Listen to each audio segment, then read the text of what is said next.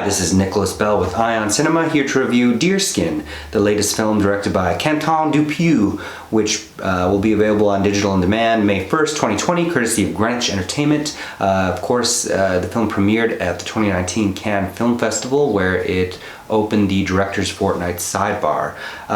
So this is most likely Dupieux's most notable cast to date. It stars Jean Dujardin and Adèle Haenel.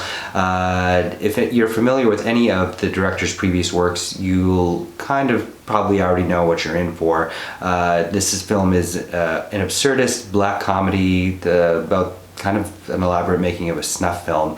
Basically, Jean Dujardin plays Georges, a man who's in the midst of a psychotic break or midlife crisis. He's recently divorced his wife. We learn as he buys a very expensive vintage deerskin jacket that doesn't fit him all that well, but that he becomes obsessed with and begins to correspond with. He therefore vows to obliterate all other jackets in the world.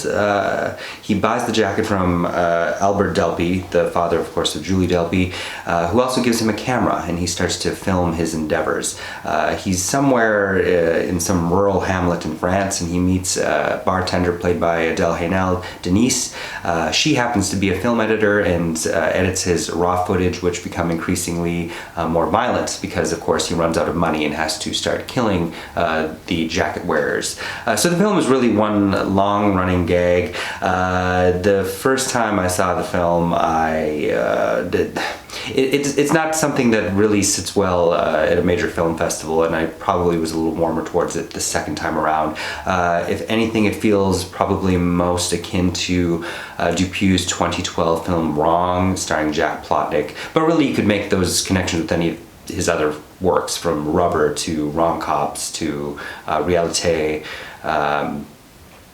Dujardin is he's fun to watch, and Adèle Haenel is always quite good at playing someone that's very intense. It's a similar turn as to her Caesar-winning performance in Love at First Fight.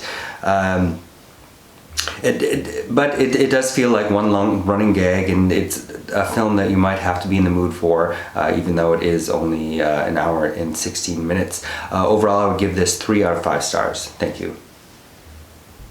Hey, this is Eric from IONCINEMA.com. If you want to support us, subscribe below.